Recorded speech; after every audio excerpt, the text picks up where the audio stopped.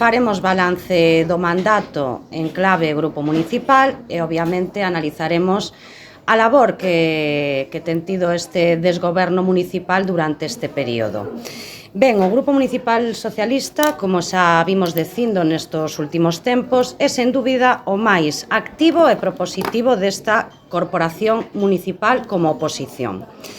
Dende o inicio do mandato, que xa fai 2 anos este mes pasado. Lideramos a oposición municipal como partido con máis iniciativas presentadas e máis requerimentos na labor de fiscalización do goberno de Gonzalo Pérez Jácome. Precisamente ese goberno de Jácome nesta segunda etapa de mandato segue a caracterizarse, como xa foi nos anteriores 4 anos, polo seu obstruccionismo, falta de transparencia e bloqueo aos grupos políticos que exercemos a nosa labor de oposición.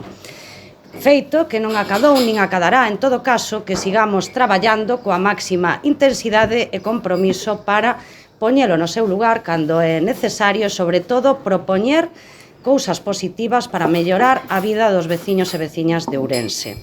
Nesta rolda de prensa analizaremos brevemente por áreas cos meus compañeiros e compañeiras do Grupo Municipal cales foron, digamos que, os ítems máis relevantes deste mandato. Comezarei eu, neste caso, con 2 áreas para nós fundamentais, que son servizos sociais e saúde, que xa non son neste mandato, senón no mandato anterior, desde logo que sufriron unha involución máis que evidente do que era e o que é este concello e esta cidade.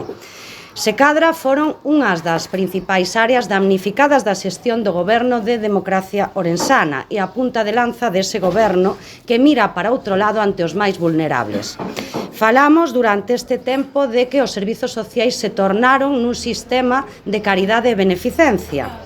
E cando a pobreza entrou pola porta do consistorio, Jácome saltou pola ventana, pero sempre estivo aí o PP como salvavidas. Ese sería un bo análisis do que sucedeu. En materia de servizos sociais e de saúde, falamos nos últimos anos das débedas coas entidades sociais, da carencia e insuficiencia das axudas para libros e comedor para as familias máis vulnerables da cidade, do precario, aínda, servizo de axuda no fogar do Concello de Ourense, da supresión das actividades de conciliación nos centros cívicos municipais e así ata o infinito. No ámbito da saúde deixou de existir a Concellería de Saúde e, últimamente, por desgraza, son claros o aumento do índice de pobreza na nosa cidade e o repunte dos casos de drogadicción, mentres que no Concello de Ourense se suprimiron a conciencia partidas para combater dende o ámbito municipal ambas as 2 cuestións. Ese sería a pequena radiografía deste ámbito. E agora, sen máis, deixarei a palabra aos meus compañeiros que desglosarán o resto de áreas para facer un breve resume ao final. Ten a palabra Barquero. Ben, bos días a todos e moitas grazas pola vosa concurrencia. Natalia, a orden non era así, pero bueno, ímolo deixar, non é problema. Ben, a min tócame falar neste balance de 2 anos de desgoberno, tócame falar do termalismo, que en principio debería de ser un dos eixos principais de calquer actuación no consistorio, pero como todos sabemos, a realidade non é esa. Ourense é, polo menos no papel, e inda que non o parezca, a capital termal de Galicia. O que pasa é que é unha capital termal en precario. Unha capital termal en precario porque temos un alcalde, o señor Jácome, que non cree no termalismo. Un alcalde que leva anos empecinado en demostrar que o termalismo, o seu termalismo, é un bluff. E estou neste momento absolutamente convencido de que está a punto de lograr esa demostración. Cando se achega a nosa cidade calquer visitante, a imaxen que se atopa é unha imaxen clara de cal é o modelo termal de Jácome. Estamos a falar dunha cidade onde as instalacións ou medio funcionan ou están pechadas.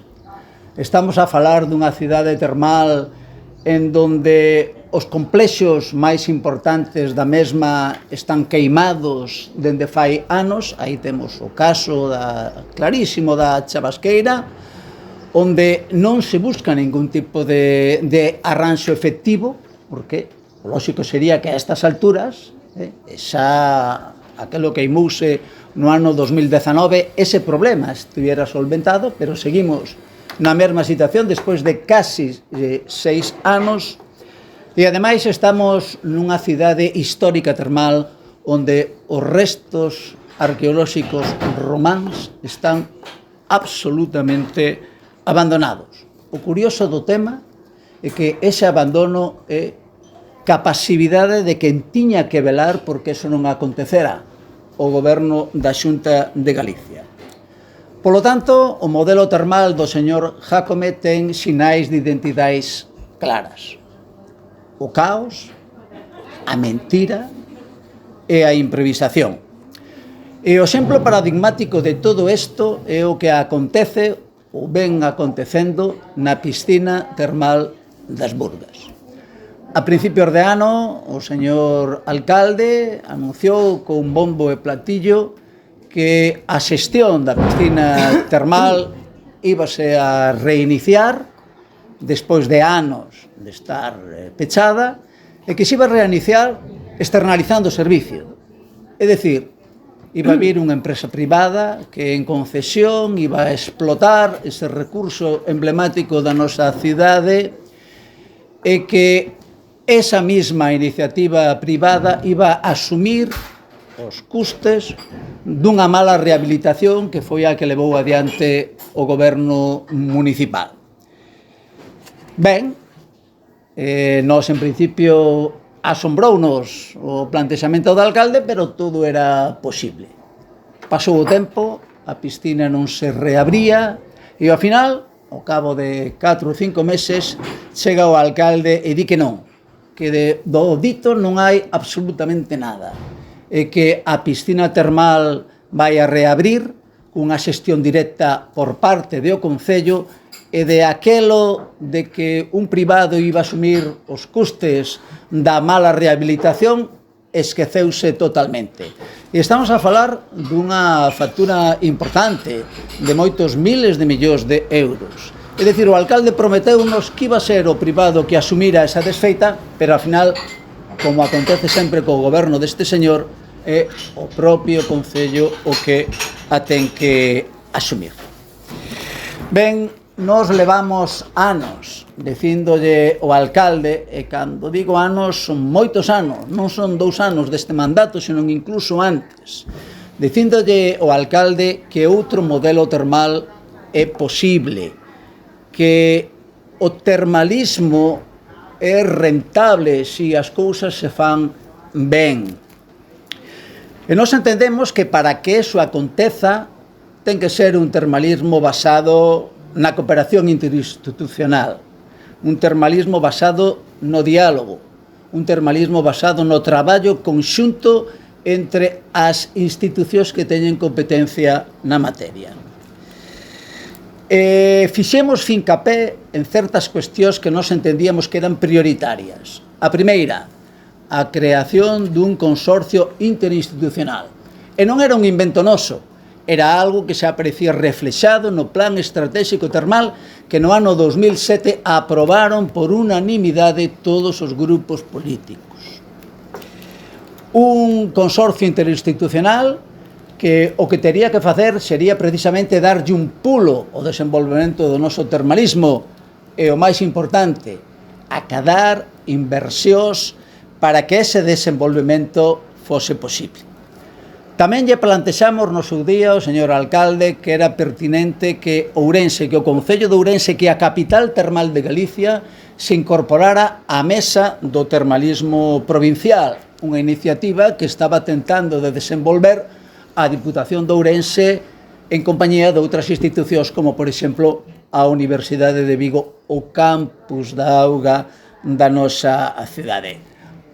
O plantexamento era claro. Todos temos problemas en común no ámbito do termalismo, polo tanto, temos que buscar solucións entre todos. E no mesmo marco dese traballo en conxunto tamén lle plantexamos ao alcalde que o tema da normativa termal era un tema estratégico. Unha boa normativa conleva un bo desenvolvemento. Unha mala normativa, como tocounos vivir fai uns anos, lévanos na dirección contraria. E nós, neste sentido, plantexábamos ao alcalde que tiña que haber cambios na normativa actual e que para eso era imprescindible que houbera un traballo en común coa Xunta de Galicia da cal emana na nosa comunidade autónoma ese desenvolvemento. Cal é a realidade? A realidade é que nada do que nos lle propuxemos foi adiante. Lamentablemente, este alcalde non se ven as razóns de ningún tipo. Polo tanto, para nós a conclusión é moi sinxela. O bluff non está no termalismo. O bluff está no alcalde Pérez Jácome. Moitas gracias pola vosa atención. María. Sí, gracias, doña Jefa. Nada, eu moi breve porque a min sempre me toca todo aburrido. Entón, pois... Hoxe, poderíamos empezar por dicir que hoxe é día 2 de xullo e os traballadores e traballadoras municipais do Concello de Ourense aínda non cobraron as súas nóminas. A pesar de que da promesa do goberno municipal de ter solventado este tema tal e como nos confirmaron na última xunta de área, siguen a debe darlle atrasos a distintos colectivos, especialmente policías e bombeiros, pero tamén traballadores de cultura, etcétera, etcétera. Este é un síntoma da planificación orzamentaria do Concello de Ourense que debe máis de 11 millóns de euros a provedores, que son empresas da nosa cidade, particulares da nosa cidade, persoas e entidades que desenvolveron servizos ou prestaron servizos ou realizaron obras para o Concello de Ourense. Administración que está a perder a confianza xa non só dos veciños e das veciñas, senón das empresas e entidades da nosa cidade, porque como ben dixo Natalia, se ven as entidades sociais, culturais e de desenvolvemento asociativo da nosa cidade levan anos sen cobrar totalmente as súas axudas, nen sequera pagamos por os servizos que prestamos. E así tamén coas xa moi manido tema das concesións en precario, que están a supoñer un custe elevadísimo para o Concello de Ourense. Que queremos decir con isto? Porque o alcalde sempre nos desdí, cando el ten o turno da palabra, que as concesións en precario non son máis caras. Bueno, solamente temos que ver todas as sentencias xudiciais que están a caerlle ao Concello de Ourense, que son e serán abonadas con cartos dos veciños e veciñas da nosa cidade, que vamos a ter que pagar entre todas e todos, e que implican, sobre todo, un detrimento dos servizos públicos. É dicir, se non existe un contrato, non podemos exixirlle a unha concesionaria nin melloras, nin que se cumpla o servicio eficazmente. Isto afecta ao servizo, á veciñanza e aos traballadores dos distintos servizos. Ideas como a supresión da hora por parte do alcalde Gonzalo Pérez Jácome sen ningún tipo de plan alternativo non solamente afectan aos servicios, senón tamén ás traballadoras e os traballadores desa empresa. E así con todos os servizos. Duplicar o recibo da auga afectando por igual a todos os veciños e veciñas sen que exista unha progresividade no mesmo, non solventa o feito de que o noso servizo de abastecemento e saneamento estea en precario e non se estén a elaborar melloras para que recaian directamente as persoas. Son temas que son tediosos, son aburridos, pero ao final todo é política, todos son cartos. Na planificación orzamentaria dun goberno vese como xestiona e non teñen un proxecto a longo plazo. Se en materia de contratación o solventan todo a base de contratos menores, porque en 5 anos de goberno foron incapaces de comprender que a administración pública se rixe por unha normativa que sexan que sexan, teñen que cumplir. Cun contrato menor non podes solucionar ningún dos problemas que ten esta cidade, nin podes facer que avance. Entón, a cidade perde oportunidades, como sería o caso dos fondos europeos ou de tramitar proxectos estratégicos, como podería ser en materia de termalismo, en materia de dinamización turística, en materia de dinamización do noso casco vello, en materia de vivenda. Son temas que cando se lle preguntan ao goberno municipal e sobre todo ao alcalde de Ourense, di que non son competencia municipal. Cales son exactamente as competencias que ten o Concello de Ourense, ademais do arranxo de beiras rúas mediante contratos menores? Cales serían? Agora están a elaborar un orzamento municipal que despois de varios fascículos xa temos o expediente completo, xa foi a comisión de pleno e estamos en período de enmendas por parte dos grupos políticos. O proxecto de orzamento é técnicamente moi deficiente, o pode observar calquera que lea o informe da intervención municipal, e é políticamente inasumible por parte do noso grupo. Pero como somos un grupo político responsable e consideramos que o Concello de Ourense, coas eivas que ten, se temos en conta que o período medio de pago está por riba dos 100 días, que non se paga as concesionarias, que non se paga os provedores e que non se poden tramitar axudas sociais, calquera proxecto de orzamento, incluso de democracia ourensana, é mellor que non ter ningún. Nós non o podemos apoiar dende un punto de vista político ou técnico, pero sí que podemos tratar de implementar melloras, e o que está a traballar neste momento nese eido o Grupo Municipal Socialista para tentar sacar un pouco de cemento dese proxecto de orzamento e implementar todos estes servicios que comentamos, especialmente os dirixidos a colectivos máis vulnerables e sobre todo aqueles que desmantelaron completamente, que agora non existen, porque cando deixas de chamarlle a algo benestar social para chamalo asunto, aí se ve perfectamente a importancia que lle estás dando.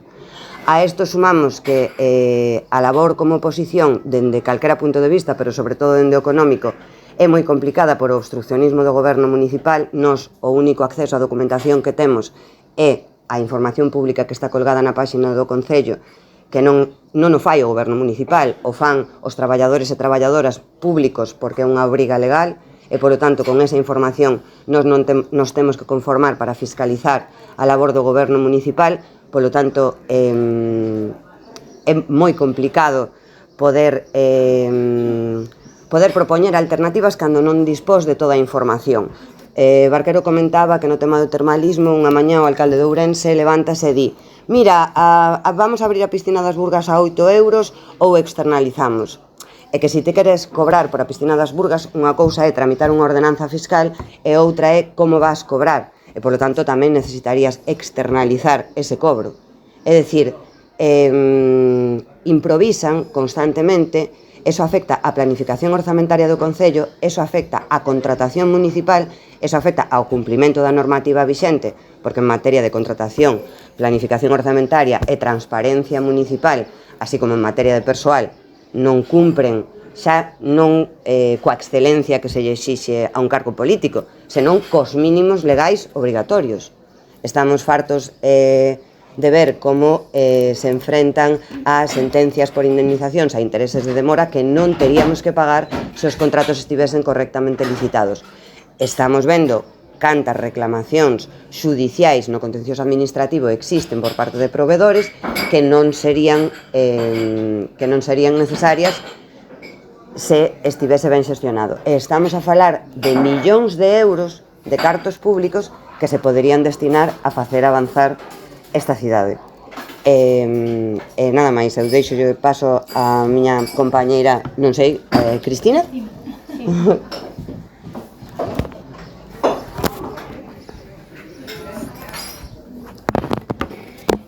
Ben, grazas por escoitarnos. No que respecta á cultura e educación, defendemos dende o principio, creo que foi a primeira moción de educación que levamos ao pleno da miña man, pois defendimos a Universidade Popular, pondo en valor a calidade educativa que la desprende e que nada ten que ver coa escola municipal continua que se desenvolve hoxe en día.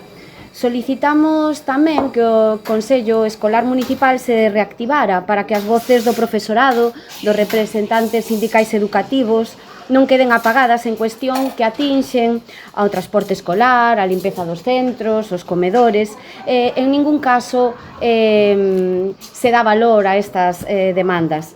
A situación cultural en Ourense leva anos sendo preocupante. As letras galegas levanse en conmemorarse institucionalmente, como corresponde, dende que democracia ourensana goberna. Asemade, respecto ao ano castelao, somos a única cidade de Galiza que non o festexa. Estamos ante un abandono xeneralizado da nosa riqueza cultural e patrimonial. Por outra banda, lembramos Educocio, que era un proxecto piloto que consistía na apertura de centros públicos por la tarde, fins de semana e períodos vacacionais, que foi un descalabro. A isto súmase, como ben dixo a miña compañeira Natalia, a supresión das actividades infantiles de verán no centro cívico, polo tanto, eso conleva unha merma da calidade de vida, da tranquilidade das familias.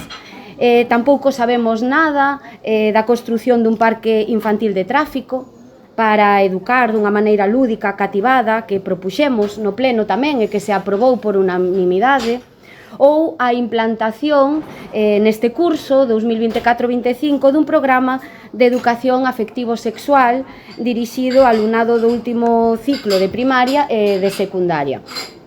E todo segue sen levarse a cabo.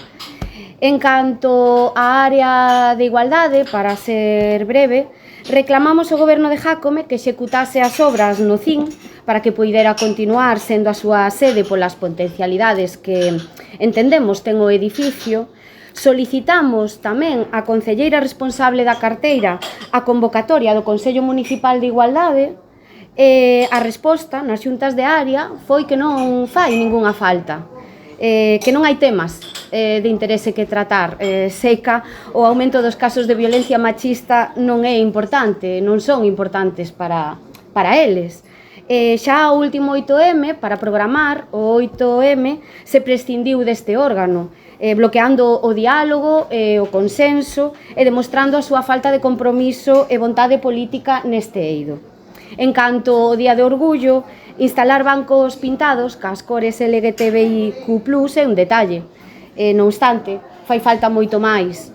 Hai que abordalo dende a educación e a cultura cunha programación ao nivel das demandas de dito colectivo e as necesidades que se perciben ante o aumento do discurso de odio.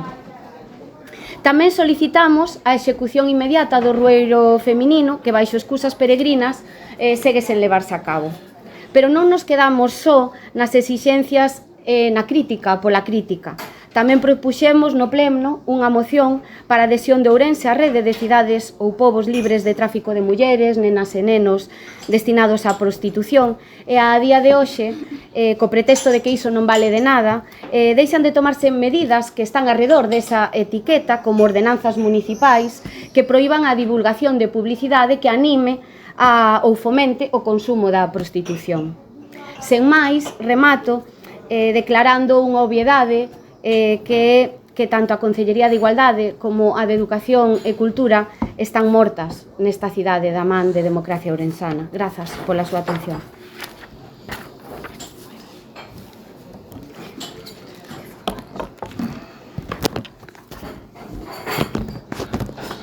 Bueno, moi bo día, eu vou a falar de calor, trending topic estes días en Ourense. Calor, sombras e zonas verdes.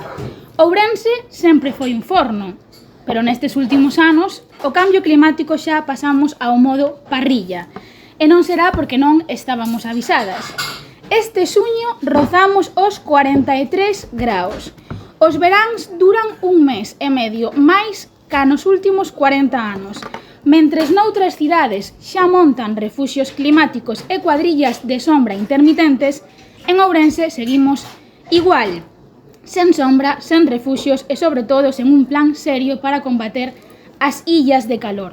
Si, hai un proxecto piloto por parte da UVigo para mapear zonas verdes e deseñar sombra, pero seguimos sen execución real.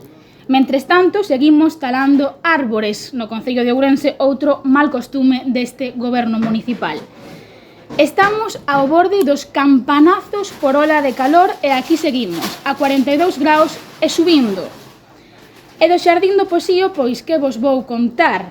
En campaña, seguro que recordabes a Jácome prometendo un parque moderno, máis verde, zonas infantís, cafetería, baños e todo en menos de 12 meses. A realidade, anos mareando a perdiz, a veciñanza cada vez máis preocupada pola falta de transparencia e con razón.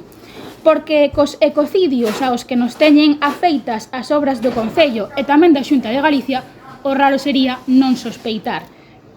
As marxes dos ríos abandonadas, Temos recursos fluviais propios maravillosos. Pero nada, non hai plan para reter nin paliar os efectos do cambio climático, non hai axenda urbana seria e seguimos lendo noticias de verteduras ao Miño sen explicación ningunha. Proxectos parados, piscinas que non chegan e todo convertido en propaganda baleira. E se falamos de urbanismo, pois o Pexón é o gran culebrón destes anos. Jácome tivo o documento parado porque quería meter cambios que nin os técnicos avalaban e, que casualidade, cando se falaba de moción de censura, saca o Pexón do caixón e mando a Xunta de Galicia. Resultado, informe desfavorable e cheo de erros. O Pexón, o plan de urbanismo, que a estas alturas xa todo o mundo sabe porque estamos fartas de repetilo, é o documento máis importante para o futuro de Ourense. E seguimos con normas de hai un século. Non pode tratarse como un contrato menor nin como unha arma para manterse na cadeira. E a vivenda, pois o panorama é demoledor e nunca mellor dito. Máis do 60% das vivendas do casco histórico están en ruínas, case a metade baleiras. Sen xente non hai nin comercio, nin vida nas rúas, nin seguridade nos barrios. Mentres tanto, o alugueiro subiu un 68%. Desde o Partido Socialista levamos tempo reclamando un parque público de vivenda para garantir alugueiros alcanzables, sobre todo no casco histórico na zona sur que está completamente denostada, e para mobilizar a gran cantidade desproporcionada completamente de vivendas baleiras. Pero o goberno de Gonzalo Pérez Jácome, pois, como que non é chover, xa o sabemos. E, por suposto, outro gran tema, o transporte público, que en Ourense é un auténtico chiste. Vimos recortes de liñas que deixan barrios enteiros illados, unha app do autobús que non serve para nada, e unha concesión de servicios prorrogada desde hai anos sen licitar e máis, que cada vez que o intentan caéselles o plego abaixo. Mentres tanto, vivimos un caos importante nas rúas da cidade, obras simultáneas, como hai actualmente na zona do 21 a Santa Teresita, que parece iso unha gincana. Tamén, cortes mal sinalados ou tráfico completamente imposible. Se non, proben a sair co coche por Ourense un venres sen perder os nervios e a paciencia nun atasco. E o peor, segue habendo problemas de mobilidade nos autobuses, que é algo inaceptable en pleno século XXI. Mais aló de que os autobuses son de xoguete, pois trouxeron multitude de problemas técnicos e outro día un autobús a reventar de xente ía co aire acondicionado estragado en plena ola de calor en Ourense. Pero claro, non todos temos un coche oficial que utilizamos como nos dá a gana. O resto da cidade, pois segue chea de obstáculos, gástanse miles de euros en bacheados chafalleiros que duran menos que un suspiro cando se bachea, e a accesibilidade segue sendo un drama. Bordillos mal feitos, pasos de peóns perigosos e todo o que debería estar garantido en Ourense convértese nunha carreira de obstáculos. Nos barrios periféricos, pois temos farois fundidos durante meses, claro. Logo din que os barrios son inseguros, pois sen luz, que esperan. Ourense é unha cidade gris e non só polo cambio climático. E non nos esquezamos, por suposto, do perímetro rural, porque Ourense non remata na Rúa do Paseo. Os veciños das parroquias rurais denuncian abandono total, camiños cheos de maleza, cunetas sen limpar por falta de maquinaria propia e rozas preventivas incumpridas, cando non desbrozan e deixan os restos amontoados nunha esquina durante meses. Temos auténticas bombas de incendio esperando calquera faísca e logo virán as bágoas e as fotos de solidaridade. Gobernar é previr e non chegar sempre tarde. E, mentres tanto, seguro que recordabes a Jácome vendendo os rañaceos de 80 plantas e un parque acuático, proxectos faraónicos, mentre as rúas están cheas de fochancas e farois fundidos. Así que este é o balance, anos dun Ourense máis gris, máis quente e máis caro para vivir. Desde o Partido Socialista seguiremos defendendo unha cidade habitable, verde, moderna e, sobre todo, para a súa xente. Moitas gracias. A ver, agora como resumo todo isto, ¿no? Sobre todo, hai unha cousa que quero trasladarvos, porque o tiñamos claro tamén dende o Grupo Municipal Socialista, a crítica ante un goberno como este, quizáis sinxela. O que é difícil é, ante todo o que criticamos, plantexar alternativas e propostas. E como vedes, ante este análise resumido, que podíamos estar aquí todo o día e amplificalo máis, ante todo este análise crítico, houbo sempre unha proposta do Grupo Municipal Socialista. E iso é froito do traballo deste equipo de compañeiros e compañeiras que seguimos e seguiremos loitando por un Ourense moito mellor do que temos. Si me tivera que quedar cos highlights de todo isto, diría que nestes 2 anos, e quizáis nestes últimos 6, a dictadura cultural de democracia orensana é certo que se converteu nun cartaz que se move de barrio en barrio, mentre soan as charangas, e que ese ruido impide ás persoas, á veciñanza, darse conta do que realmente pasa. Os nosos barrios están abandonados, estamos a sufrir unha precarización de servizos básicos como o transporte, acabannos de duplicar coa colaboración inestimable do Partido Popular o recibo da auga despois de anos de conxelación das taxas. Sí que é verdade que vamos a ter pronto, tamén grazas ao Partido Popular, por suposto, un orzamento que o Grupo Municipal Socialista xa vos avanzou María e vos avanzamos todos que non nos vai valer. De feito, a próxima semana faremos públicas as nosas emendas para tratar de melloralo e, sobre todo, para falar de cousas que quedaron polo camiño durante estes anos, para falar de vivenda, para falar de mocidade, para falar de igualdade, para falar de cultura, para falar dos barrios, do que realmente nos importa e que está en sombra nesta cidade.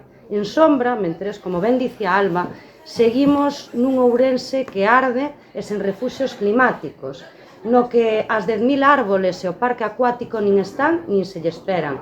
Xa nadie se cree absolutamente nada desas promesas baleiras. Mentre durante todo este tempo temos os proxectos estratégicos importantes pechados e paralizados. A Praza de Abastos número 1, a antiga cárcere provincial e tamén o Museo Municipal pechado a calecanto. Que é o que realmente nos importa aos ourensáns? Nos témolo claro. Outro Ourense é posible. E mentres desaparece tapándose con cemento este ruido ensordecedor das charangas, está claro que hai un gobernante, un pequeno dictador con luces cortas que non ve máis alá. A única alternativa para nós é seguir traballando, máis todavía se cabe. Está nas urnas no ano 2027 e só hai un camiño para nós, que é o do traballo, da responsabilidade e o de novas propostas para darlle outra saída e outra esperanza a Ourense, que a merece. E, por suposto, que é o que imos a facer e, por suposto, que se no ano 2027 algo cambia, ten que ser grazas ao Partido Socialista. E creo que non me olvido de nada máis, simplemente, pois eso, perdoar a extensión deste almorzo. Creo que nos quedan cousas no tinteiro e hai moitas cousas importantes que seguramente esquecemos, pero darvos as grazas e se queredes preguntarnos algo máis a vosa inteira disposición. Onte coñecíamos unha sentenza do Tribunal Superior de Xustiza de Galiza no que o propio tribunal acredita que en varias ocasiones o alcalde pois cometeu actos de acoso laboral e ademais pon sentenza en mans da Inspección de Traballo. Non sei se dende o Grupo PSOE querían facer unha valoración ou un comentario ao respecto. Bueno, desgraciadamente, como ti ben dis, non é a primeira nin a última nestes últimos anos que temos coñecemento de sentenzas por acoso laboral do alcalde de Ourense a funcionarios e funcionarias, non só neste caso a do interventor.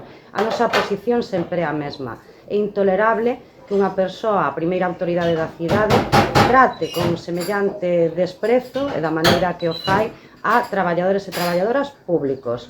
Todos eses traballadores e traballadoras sempre tuveron o respaldo do Grupo Municipal Socialista, ao igual que respectamos as decisións da Xusticia e engadimos, cando esa sentencia sexa firme, esos danos colaterais non debe pagalos a veciñanza. A actitude dictatorial de Gonzalo Pérez Jácome debe asumila do seu peto.